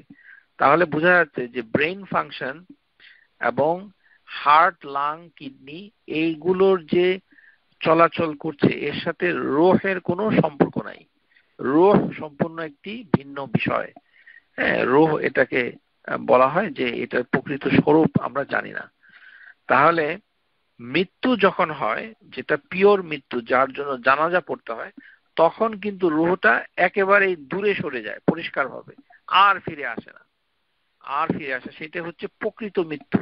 আর ঘুমের ভেতরেও দূরে সরে যায়, কিন্তু এটা এতটুকু দূরে সরে যায় যে শরীর থেকে কিছু দূরে, কিন্তু শরীরের সাথে তার একটা যোগাযোগ থাকে এবং সেই যোগাযোগটা অত্যন্ত সূক্ষ্ম এবং যে কোনো সময় আবার এটা ফিরে আসতে পারে। কিন্তু তাহলে আমরা বুঝতে পারছি যে মানুষের ভিতরে যে জীবন একটি জিনিস, রূহ আরেকটি জিনিস। জীবন হচ্ছে আল হাই, মানে যেটা জীবন, যেখানে ওই 10 দিন 12 দিনের মাথায় নটোকর্ড গুলো নড়তে থাকে, তারপরে আস্তে আস্তে তার হার্ট এমব্রায়োলজিক্যালি যারা ডাক্তারি বিদ্যা পড়েছেন তারা জানেন, কিন্তু 120 দিন পরে রূহটাকে ফুঁকে দিচ্ছে একজন ফেরেশতা, সম্মানিত ফেরেশতা। আর সেই রূহটা তার শরীর থেকে বিচ্ছিন্ন হয়ে যাচ্ছে ঘুমের ভিতরে। হ্যাঁ, অর্থাৎ সে যখন ঘুমিয়ে পড়ে তখন বিচ্ছিন্ন থাকে, আবার চলে আসে, আবার বিচ্ছিন্ন। এটা একটি ভিন্ন একটি বিষয়।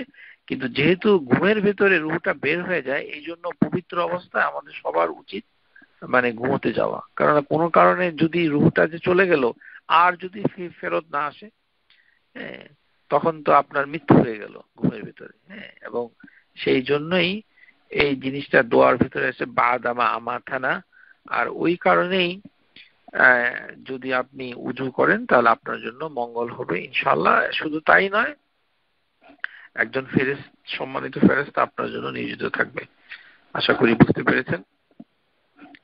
এখন যে নামাজের অপেক্ষাকারীদের জন্য ক্ষমা প্রার্থনা করা,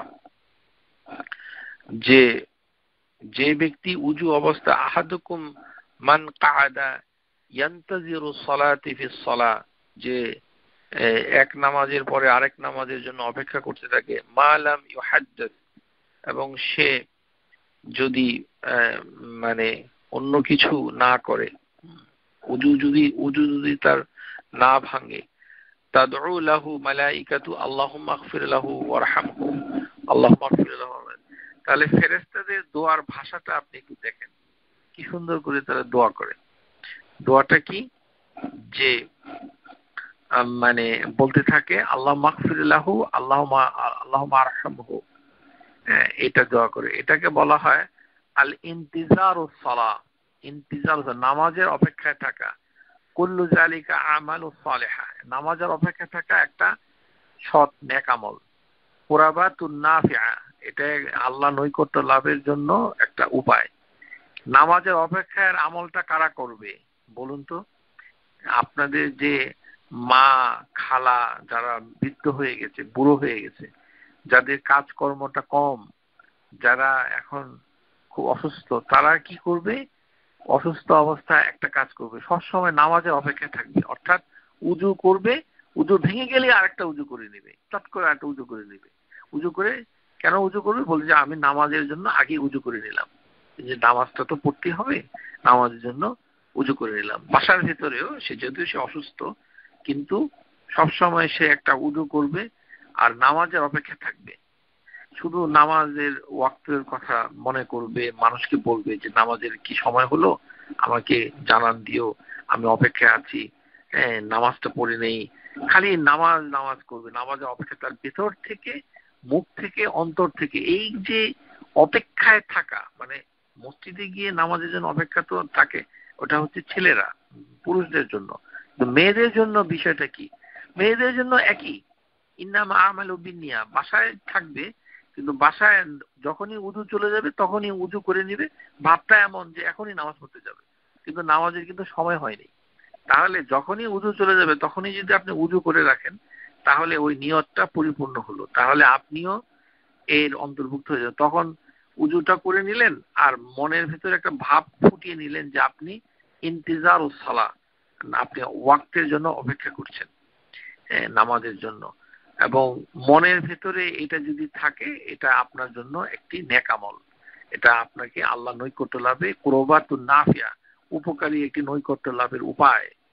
যে সকল মহিলাদের মাসিক হয়, তারা মানে মাসিক অবস্থায় সবসময় যদি এরকম মানে অপেক্ষায় থাকে যে কখন আমার মাসিকটা শেষ হয়ে যাবে, অর্থাৎ শেষের সময়, মাঝখানে নয়, যখন তার এক্সপেক্টেড টাইম, যে যে সময় তার মাসিকটা শেষ হয়ে যাবে, সেই সময় যদি তার অন্তরের ভিতরে এই প্রেরণাটা আসে যে আমি নামাজের জন্য অধীর আগ্রহে অপেক্ষা করছি, ইনশাআল্লাহ আল্লাহ তাবারক ওয়া তাআলা ওই মহিলার, যিনি হাইদ, তার জন্য ফেরেশতা পাঠিয়ে এবং সে তার জন্য দোয়া করবে। তারা কি দোয়া করবে?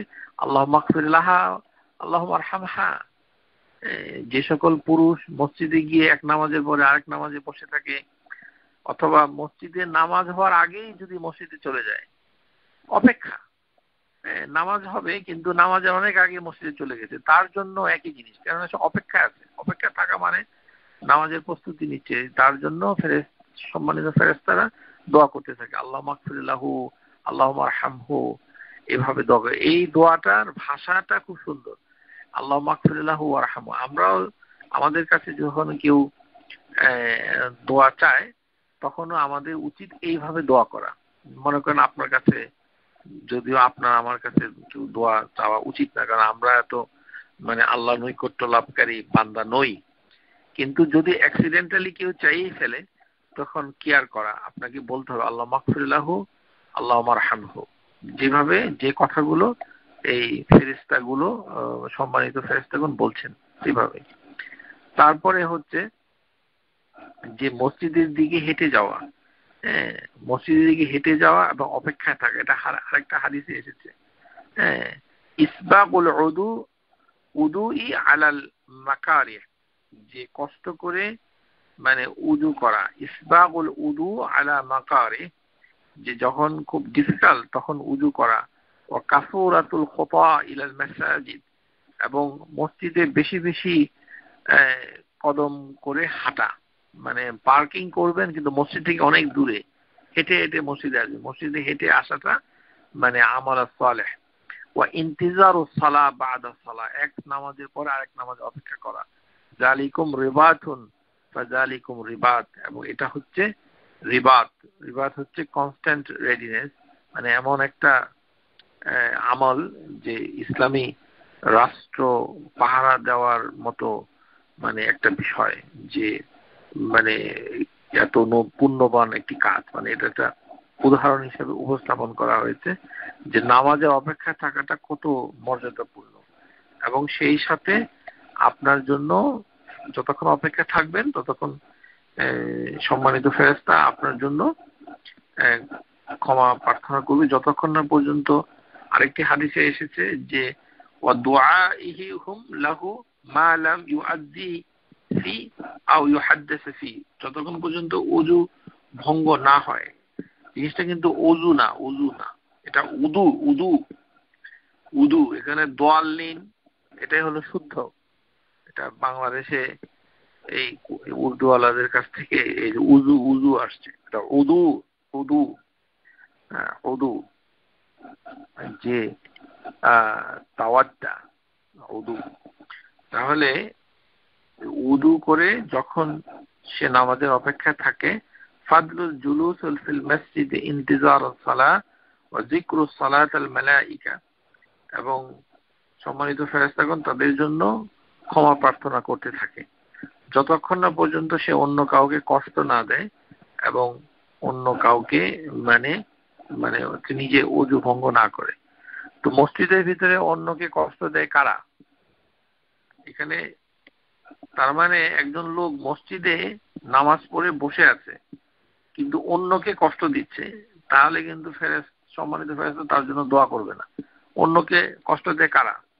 বাংলাদেশি যে ফরজ নামাজ শেষ হয়ে গেল, এমনি সুন্নত পড়া শুরু করে দিচ্ছে, ও হায় রে সুন্নত চলতেছে, পাইকারি সুন্নত, এদিকে মানুষজন বের হতে পারে না তার নামাজের জন্য। হতভাগ্য, অনিষ্ট এই বাঙালি জানে না যে নামাজি ব্যক্তির সামনে দিয়ে হেঁটে যাওয়া একটা অপরাধ, এটা মারাত্মক শাস্তির কারণ। নিজে খালি নামাজ পড়তেছে, কিসের নামাজ? মানুষকে কষ্ট দেয়। মানুষের একটা মসজিদের, বাংলাদেশি মসজিদের ভিতরে মনটা সুন্দর করে একটা তসবিহ তাহলিল করা যায় না। কেন করা যায় না? কারণ পিছন থেকে খালি সুন্নত পড়তে থাকে। এখন যে তসবিহ তাহলিল করে যে আমি মসজিদ থেকে বের হব, সেটার কোনো সুযোগ নেই। উনি নামাজ পড়তেছেন, যে আপনি যে নামাজ পড়তেছেন আপনার সামনের লোকটা তো বের হতে পারছে না, তো ওকে আপনি যে কষ্ট দিচ্ছেন, আপনি কি মনে করেন আপনার জন্য ফেরেশতাগণ দোয়া করবে? কখনোই না। এখানে হাদিসের ভিতরে আসছে মা লাম ইউআদ্দি বিহি ফি, যে ব্যক্তি অন্য মুসল্লিকে কষ্ট দেয়।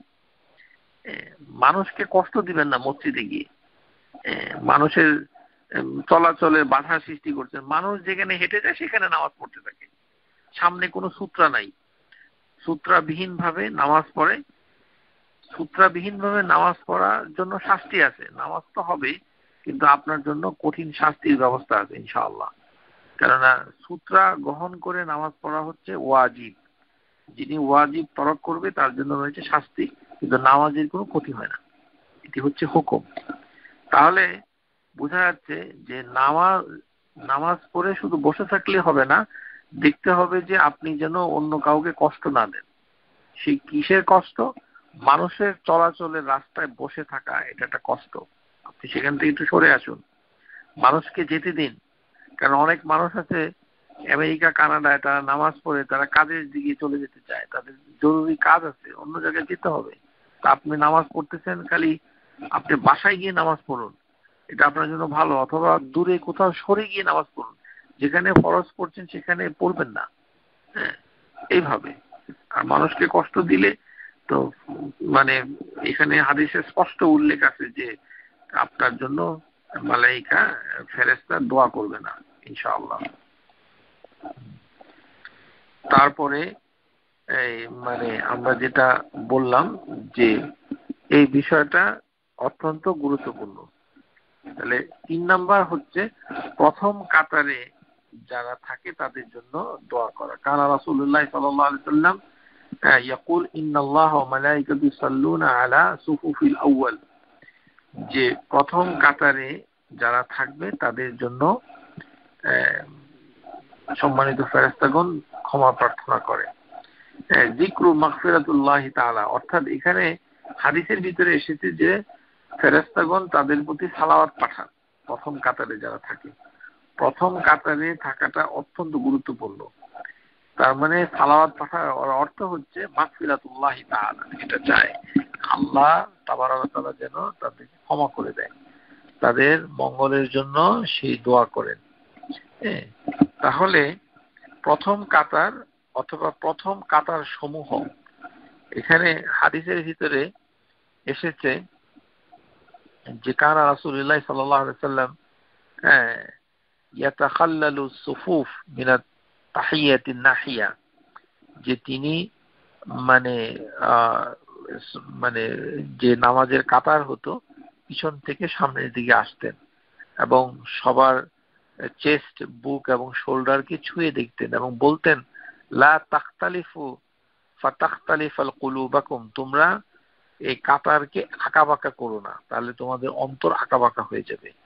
ইন্নাল্লাহা ওয়া মালাইকাতাহু ইউসাল্লুনা আলা সুফুফিল মুতাকাদ্দিমা, আল্লাহ তাবারক ওয়া তাআলা এবং তার সম্মানিত ফেরেশতাগণ যারা প্রথম দিকের সারিগুলোতে থাকে, প্রথম কাতার অথবা প্রথম দিকের দুটোই আছে হাদিসে, সুফুফুল মুকাদ্দিমা মুতাকাদ্দিমা অথবা সুফুফুল আউয়াল, তাদের জন্য ফেরেশতাগণ দোয়া করতে থাকে। এই জন্য প্রথম কাতারে যাওয়ার জন্য আপনাকে আগে ভাগে মসজিদে যেতে হবে।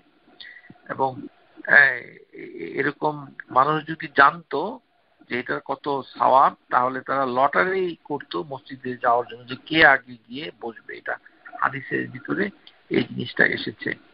হ্যাঁ, এটা তাহলে আমরা দেখতে পেলাম যে মসজিদের মানে প্রথম কাতার অথবা প্রথম দিকের কাতারগুলো, যে মসজিদে অনেক বড়, সেখানে প্রথম দিকের একটা, দুইটা, তিনটা কাতার হয়তো ইনশাআল্লাহ এর অন্তর্ভুক্ত হবে। আশা করি বুঝতে পেরেছেন। এটি মেয়েদের জন্য, যারা মসজিদে যায় তাদের জন্য, যদি ছেলেদের সাথে মেয়েদের কাতারটা যদি একই রুমে না হয়, আলাদা রুমে হলে মেয়েদের জন্য প্রথম কাতার। এটা হচ্ছে এটার ব্যাখ্যা। মানে মেয়েদের নামাজের জায়গাটা যদি সম্পূর্ণ আলাদা হয়, যেমন দোতলায় হলো অথবা পাশের কোনো রুমে হলো, যার সাথে পুরুষের কোনো যোগাযোগ নাই কিন্তু মসজিদের ভিতরে, সেই ক্ষেত্রে মেয়েদেরও প্রথম কাতার। আর যদি পুরুষ যদি যেখানে নামাজ পড়ছে সে একই রুমে যদি মেয়েরা পিছনে নামাজ পড়ে এবং সামনে যদি মাঝখানে যদি কোনো পর্দা না থাকে, সেই ক্ষেত্রে মেয়েদের পিছনের কাতার, সবচেয়ে পিছনের কাতার হবে তার জন্য উত্তম। যাই হোক, তারপরে আমরা আলোচনা করছি যে কাতারকে মিলিয়ে যারা রাখে তাদের জন্য ফেরেশতাগণ, মানে সম্মানিত ফেরেশতাগণ দোয়া করতে থাকে। যেমন নবী সাল্লাল্লাহু আলাইহি সাল্লাম বলছেন, আকিমুস সুফুফ, তোমরা সফকে কায়েম করো। তাসবিয়াতুস সুফুফ বলা হয়, এটাকে বলা হয় ইতমামুস সুফুফ ওয়া সালাহা ওয়া আদামা উজুদুল ফারাজ বাইনাহা। যে মানে আপনি মনে করেন আপনি একজন মা, আপনার মেয়েকে নিয়ে নামাজ পড়েন, বাসায় তো থাকেন, তো বাসায় মেয়ে আছে না, ছোট মেয়েটা, আপনার তো হয়তো ছেলে নাই, তো আপনি মেয়েটাকে টান দিয়ে এসে আপনার পাশে নামাজ পড়েন, বলেন যে তুমি আমার পায়ের সাথে পা লাগিয়ে দাঁড়িয়ে থাকো, তাহলেই তো সম্মানিত ফেরেশতা আপনার জন্য দোয়া করবে। আর আপনি যদি একা নামাজ পড়েন, তাহলে তো সম্মানিত ফেরেশতা আপনার জন্য দোয়া করবে না। কারণ এখানে দোয়া করার শর্তটা হচ্ছে যারা নামাজের কাতার করে এবং কাতারকে জমা করে, ও হাজু বাইনাল মানাকিব, তারা কাদের সাথে কাঁধ মিলিয়ে রাখে, ওয়াসাদ্দুল খালাল, এবং তাদের মাঝখানে যে গ্যাপ থাকে, শুধু শোল্ডার টু শোল্ডার লাগালে তো চলবে না, নিচে কি হবে। ইসলামী শরীয়তের দৃষ্টিতে মাথা, শোল্ডার, পা এর ভিতরে কোনো পার্থক্য নেই। মাথা পা একই রকম, সবই আল্লাহ তৈরি করেছে এবং সবগুলোরই মর্যাদা আছে, সবগুলোর নির্ধারিত কাজ আছে। সুতরাং পায়ের ধুলা মাথায় মাখার কোনো দরকার নাই। এটা দ্বীন ইসলাম, এটা হিন্দু ধর্ম নয়। পায়ের ধুলো মাথায় নিয়ে আমি কাজে ঝাঁপিয়ে পড়লাম, এই ধরনের সংস্কৃতি থেকে বেঁচে থাকতে হবে। এটা মুসলিমদের সংস্কৃতি নয়। পায়ের ধুলা পায়ের ধুলা পা পানি দিয়ে ধুয়ে দিবেন, ধুলা রাখার তো দরকার নেই, অস্বাস্থ্যকর। কেন ধুলা নিচ্ছেন আপনি মাথায়? তো পা এবং মাথা একই রকম, শোল্ডার একই রকম। তাহলে ওয়ালি ওয়ালিউনিদু ওয়ালিউনু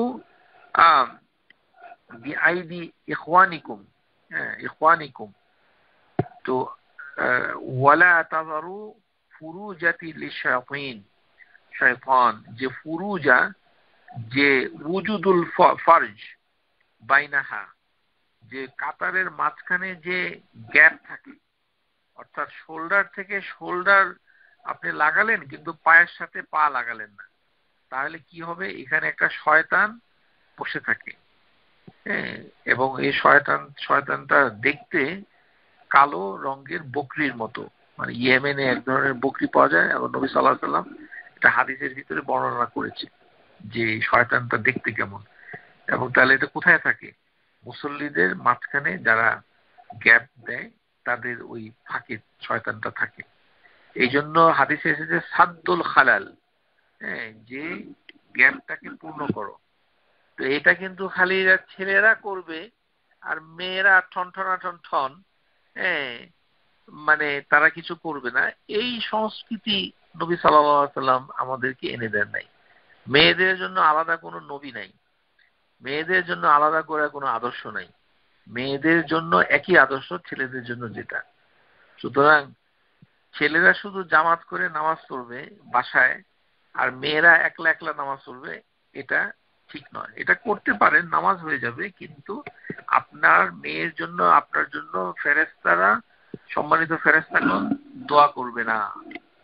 হ্যাঁ, কারণ যারা মানে একত্র হয়ে দাঁড়িয়ে থাকে, পায়ে পা লাগায় দাঁড়িয়ে থাকে এবং কাঁধে কাঁধ লাগে, আপনার মেয়ের সাথে আপনি পা লাগান, মেয়েকে ইসলামের শিক্ষা দিন যে পা টাচ করাটা বেয়াদবি না, আদব শিখতে হবে ইসলামের কাছে, আদবের পরাকাষ্ঠা হচ্ছে সহিহ হাদিসের কাছে। ওই হিন্দু সংস্কৃতি থেকে আদব শিক্ষা দিবেন না। মুসলমানদের আদব হচ্ছে ভিন্ন জিনিস। এখানে পা সাথে পা লাগালে বেয়াদবি হয় না। সুতরাং হাত এবং পা দুটোর সাথে স্পর্শ করে মা এবং মেয়ে পাশাপাশি দাঁড়িয়ে বাসায় নামাজ পড়বে। পড়লে যেটা করবে যে যখন ইন্নাল্লাহ ওয়া মালাইকাতুহু ইউসাল্লুনা আলাল্লাযিনা ইউসাল্লুনা সুফুফুল আউয়াল, তারা যেমন একত্র হয়ে থাকে কাতারের সাথে কাতার, সেই জন্য কি হয় যে সম্মানিত ফেরেশতাগণ এদের জন্য আল্লাহর কাছে মানে দোয়া করতে থাকে এবং আল্লাহ তাদের প্রতি রহম করেন, সালাওয়াত পাঠান।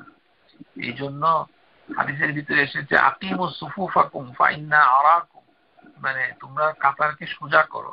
মানে এটা অনেক শব্দ আছে, সোজা করতে হবে, মিলিত করতে হবে, স্ট্রং করতে হবে।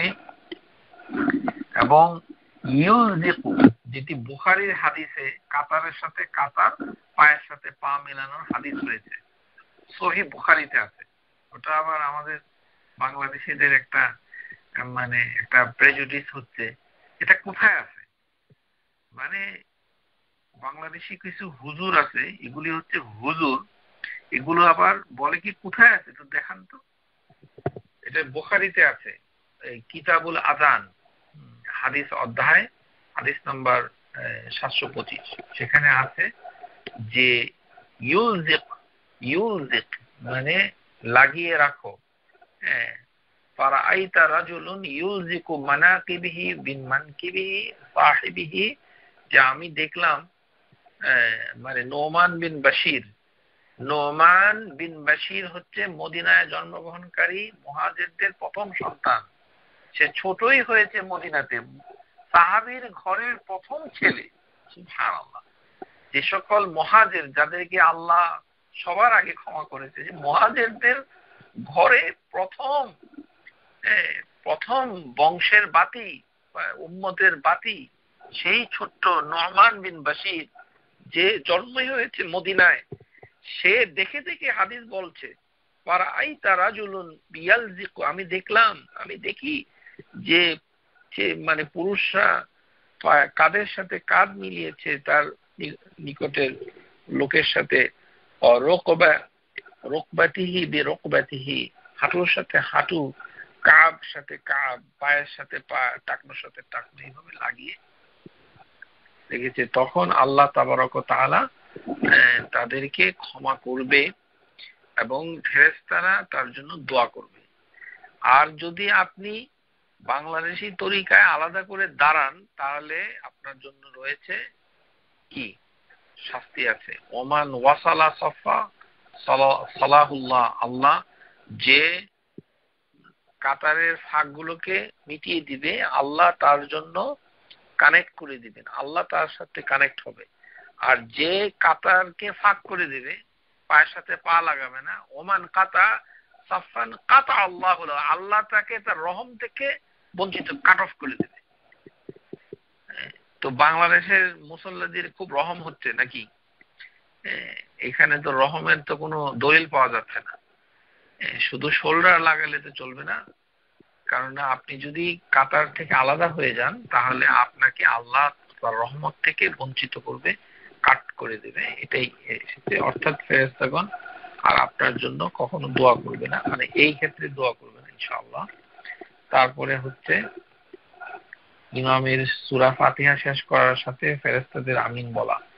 ইযা ক্বাল আল ইমামু গায়রিল মাগদুবি আলাইহিম ওয়ালাদ-দালিন ফাকুলু আমিন ফাইন্নাহু মিন ওয়াফাকা ক্বালাহু ক্বালাল মালাইকাতু গাফারা লাহু মা তাকাদ্দামা মিন যামবি। ফেরেশতাগণের এইখানে দোয়ার ভাষাটা হচ্ছে আল্লাহুম্মা মাগফির লাহু মা তাকাদ্দামা যামবি, যে আল্লাহ তার সমস্ত গুনাহগুলিকে, জীবনের সমস্ত গুনাহ মাফ করে দাও। এই কথাটা কে বলে? ফেরেশতা বলছে, সম্মানিত ফেরেশতা। কখন? যখন আপনি ইমামের আমিনের সাথে ইমাম আমিন বলবে। এর মানে এই নয় ইমামের সাথে সাথে আমিন বলতে হবে, না। ইমাম আমিন আমিন বলবে যখন, এটা শুরু করার পরে, কারণ আপনি ইমামকে অনুসরণ করছেন, ইমামের সাথে নয়, বরঞ্চ ইমামের আমিনের পরে, একটু পরে, তখন বলতে হবে। এবং সেটা ফেরেশতারা আপনার সাথে বলবে। ওটা হাদিসের ভাষা থাকলেও এটার আমলের পদ্ধতিটা ভিন্ন। অনেকে বুঝতে ভুল করেছে। ইমামের সাথে কোনো কাজই করা যাবে না। সালাম, তাকবীর, তাকবীরাতুল ইন্তেকাল, তাকবীরাতুল ইহরাম, কাওমা, জলসা, যে সকল কাজ আছে, তাসলিম, সবকিছু ইমামের সাথে করা সহি নয়। ইমামকে অনুসরণ করতে হবে, একটু পরে করতে হবে। মিলে যাওয়া মানে হচ্ছে আপনার সাথে আমিনের সাথে, সম্মানিত ফেরেশতাদের আমিন, ওটা মিলবে যখন আপনি নবীর তরিকায় ইমামের পরে আমিন বলবেন, তখন। আশা করি বুঝতে পেরেছেন। এটা শুধু একটু বলার, এবং সেই ব্যক্তির সমস্ত জীবনের সকল পাপ মানে দূর হয়ে যাবে। তাহলে আমরা যখন পাপ নিয়ে খুব ব্যতিব্যস্ত থাকি, তখন আমাদের কি করা উচিত? মসজিদে গিয়ে জামাতে নামাজ পড়া উচিত, এবং সেখানে মানে আমিন বলার একটু পরে আমিন বলার চেষ্টা করা উচিত। তাহলে ফেরেশতারা আপনার গুনাহ মাফ করার জন্য আল্লাহর কাছে দোয়া করবে। তারপরে যেটা হচ্ছে যে নামাজের পরে বসে থাকা, নামাজের স্থানে বসে থাকা, সেটা আমরা ইন্নাল আবদা ইযা জালাসা ফিল মুসাল্লাহা বা'দা সালাহ সাল্লাত আলাইহিমুল মালাইকাতু ওয়া সালাতুহুম আলাইহি আল্লাহুম্মা ইগফির লাহুম আল্লাহুম্মা আরহামহুম। যখন কোনো বান্দা নামাজের পরে সেই স্থানে বসে থাকে, তখন সম্মানিত ফেরেশতাগণ তার জন্য দোয়া করতে থাকে যে আল্লাহ আপনি তাকে ক্ষমা করো, আল্লাহ আপনি তাকে দোয়া করুন। এই জন্য নামাজের পরে বসে থাকবেন, নামাজের পরে বসে থাকবেন, নামাজের জায়গাটার উপরে বসে থাকবেন, একটু বসে থাকবেন যতক্ষণ পর্যন্ত আপনার মনটা ঠান্ডা না হয়। নামাজের জায়গাতে বসে থাকাটা অত্যন্ত গুরুত্বপূর্ণ। বাসায় যদি কাজ না থাকে, নামাজ যেখানে পড়বেন সেখানে নামাজটা পড়ে ওখানে কিছুক্ষণ বসে থাকেন। তো বসে বসে থাকলেও ফেরেশতা আপনার জন্য দোয়া করবে। আপনি মনে করবেন যে ফেরেশতা, আল্লাহ তাবারক ওয়া তাআলা, সম্মানিত ফেরেশতা আপনাকে দেখছে এবং বসে আছেন সেইখানে বসে। বিশেষ করে ফজরের নামাজের পরে বসে থাকার চেষ্টা করাটা অত্যন্ত গুরুত্বপূর্ণ, মানে হাদিসের ভিতরে এসেছে। কিন্তু প্রত্যেক নামাজে, কেননা স্কলার যারা, তারা বলেছে বাবু ফাদুল জুলুসুল মুসাল্লি ফিল মুসাল্লাহা বা'দা সালাহ। এখানে ম্যাক্সিমাম মানে অধিকাংশ স্কলার তারা কোন নামাজকে নির্দিষ্ট করেনি, যে কোনো নামাজ। কিন্তু ফজরের নামাজটাকে বেশি এবং আসরের নামাজটা বেশি বলে বলা হয়েছে। যেমন কেউ কেউ বলেছেন এশার নামাজের ফজিলত অতিরিক্ত, ওখানে বসে থাকতে বলেছেন। তো আসর এবং ফজরটা বিশেষভাবে। কিন্তু এই বসে থাকাটা আল্লাহ তাবারক ওয়া তাআলা খুব পছন্দ করেন, এবং আপনার জন্য মানে সম্মানিত ফেরেশতাগণ দোয়া করবেন। তার মানে বোঝা যাচ্ছে যে নামাজ পড়ার থেকে বসে থাকা বেশি গুরুত্বপূর্ণ। আপনি যে নফল সুন্নত নামাজ পড়ার জন্য বেহুশ হয়ে গিয়েছেন বাংলাদেশি পদ্ধতিতে, ওটাতে আপনার ক্ষতি, লাভ কম। কারণ বসে থাকাটা হচ্ছে কাফফারা। হাদিসের ভিতরে এসেছে নাম ওয়াল কাফারাত আল মুকসু ফিল মসজিদি বা'দা সালাহ। যারা মসজিদের ভিতরে বসে থাকে নামাজের পরে, ওয়াল মাশি আলাল মসজিদ আল আকদাম ইলাল জামাআ, নামাজকে ধরার জন্য যারা হেঁটে যায়, ওয়াল ইসবাগুল উযু ফিল মাকারে, আমরা আলোচনা করেছি যে কষ্ট করে যারা উযু করে শীতের দিনে, অথবা পানি কিনে পায়ে হেঁটে মসজিদে যায়। তো ফেরেশতাগণ তাদের জন্য ঝগড়া করতে থাকে এদের ক্ষমা করার জন্য। এই ঝগড়াটাকে বলা হচ্ছে যে কাফারাত। যে কাফারাতটা কি? যে নামাজের পরে নামাজের জায়গায় বসে থাকা। তাহলে যে জায়গায় নামাজ পড়েছে সেই জায়গায় বসে থাকাটাই উত্তম। তবে মসজিদের ভিতরে যদি অন্য কোনো সমস্যা থাকে, যেমন আজকাল মসজিদে মানে সালাম ফিরানোর পরেই মানে এই ঘোষণা শুরু হয়ে যায়, কে মারা গেছে এদের ঘোষণা, কে বিদেশ যাচ্ছে, কে অসুস্থ, তাদের জন্য দোয়া চায় ইত্যাদি। এগুলো মসজিদের আদবের খেলাফ। যদিও বাংলাদেশি মসজিদে অথবা আরব দেশের মসজিদে আছে, এটা মসজিদের আদবের খেলাফ। মসজিদের ক্ষেত্রে নামাজ, ফরজ নামাজ শেষ হয়ে গেলে আসলে কোনো ঘোষণা দেওয়াটা হাদিস বিরোধী।